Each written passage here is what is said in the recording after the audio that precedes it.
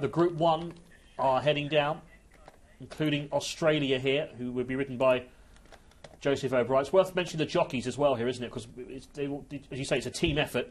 And Joseph's on Australia. We've got some other riders here. Oklahoma City will be ridden by, is it Donica O'Brien? Yeah, that's Donica O'Brien. That's Aidan's youngest. He'd be pretty close to being, I think he might be close to turning 16. I don't know if he's going to take out an apprentice licence or an amateur licence, but he's getting to that stage now. All four of Aidan's children will ride here. And there's some very interesting names. Dean Gallagher's propped up, hasn't he? Yeah, Dean Gallagher's been in Ballydoyle for a long time now. You know, well known for his association with Horde de Loire and a few others. He was a very good rider in his day. And you know, Aidan is always very quick to mention the team when they win a big race. And when you look down through the names, and the vast majority of these people work in Ballydoyle. You know, you've got Chris Skagan there, very talented jockey, just got a bit heavy, you know. As we mentioned, Dean Gallagher, Michael Hussey, Kate Harrington, Jesse's daughter, that rides as an amateur.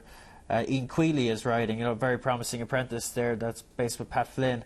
There's an array of riders, you know, as well as the usuals, you know, Colin O'Donoghue, Shamie Heffernan.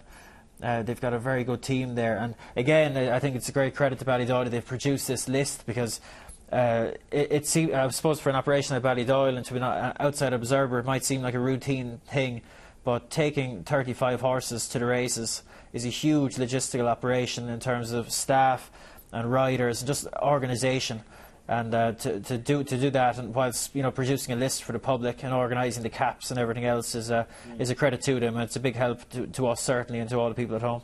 Okay, white cap then for Australia. You can see him at the front there, Joseph O'Brien in the black with the white cap on board Australia. The other runners here, Oklahoma City, Agena ridden by Dean Gallagher, Ian Quealy's on Guare. War Command is in a red cap there under Colin O'Donoghue. He won the Dewhurst in the National Stakes, won the Coventry in as good a style as you'd ever see a Coventry being won, and he's a top prospect, a 3-year-old prospect this year. Yeah, that's War Command. Let's go to Gary and get his thoughts as the first of the groups makes its way down to the start. Gary?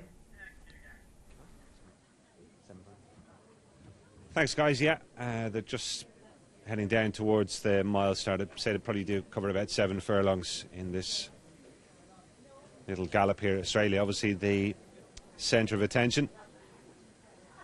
As the guys were saying, there's some interesting names amongst the riders here as well. Darren O'Dwyer, of course, was assistant trainer to Donald McCain for a while, having been, I think, previously with Philip Hobbs. He's been down in Ballydoyle for a couple of months now. He's going to be riding in the second group on board a horse called Kingfisher.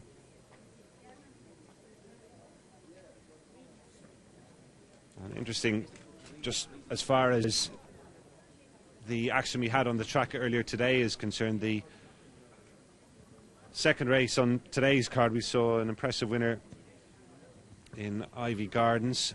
They're just actually getting ready to roll now for this first piece of work. And just a reminder, Joseph O'Brien in the white cap on Australia. He's towards the outside, nearer the back here.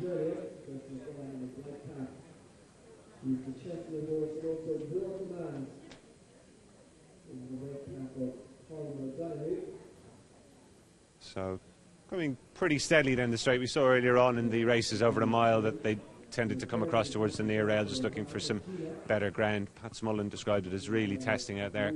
Let's go back to the guys in the studio. Just confirm again, Australia, Joseph O'Brien, white cap, right of shot there at the back on the near side.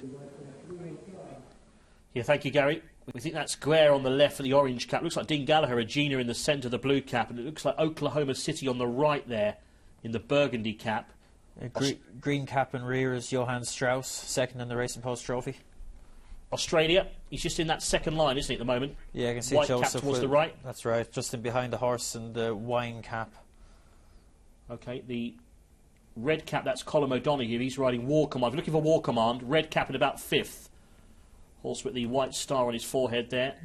Australia back in about 6th place. You can see Joseph just moving his arms there as still Guare and Agena, they press on, and they've got about a 4-length break back to the others. The red cap, War Command. The green cap moving into it now. Johann Strauss. Johann Strauss. Working well. And they cross the line there. Australia in mid-division there. Yeah, look, and that's not something to read into. You know, he was asked very little. He's a horse that he's a very good moving horse. He wouldn't want soft ground. You saw Joseph shake the reins at him and he picked up for him.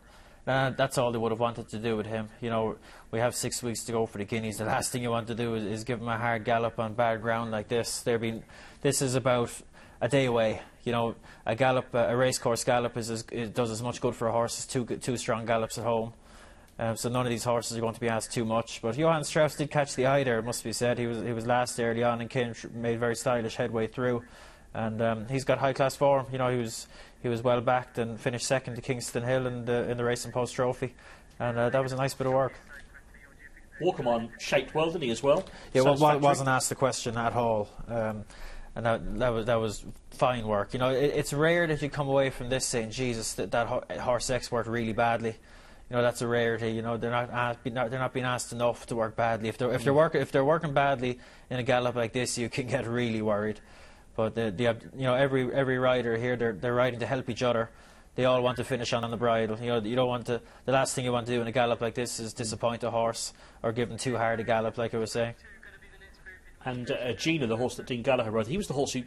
I remember the race now at Leopardstown when he came from miles off the pace to win. Do you remember the race? Yeah, and he beat He's No Saint, who's been doing very well in Dubai for David Mernan, and he looked very promising that day. To be fair, unfancied on the day from memory, but won well. Okay, so that's Group 1. Australia coming back there. Joseph O'Brien doesn't look too distraught about anything. As you say, pleasing enough. Yeah, he looks in great shape, the horses. Doesn't he? Doesn't he look well? Yeah, that's always the case with Ballydoyle. Even this early in the year, they're absolutely blooming in their coats. And he looks in especially good condition to my eye through the cameras. Okay, so the second group will be going down shortly. Obviously, Joseph's got to ride Geoffrey Chaucer, isn't he, in the second group? And there's a few other riders involved. Colin O'Donoghue, who was on War Command there. He's got to ride Due Diligence, who's a fascinating runner, ex-American trained horse. We'll take a break. We'll be back for the second gallop in a few moments.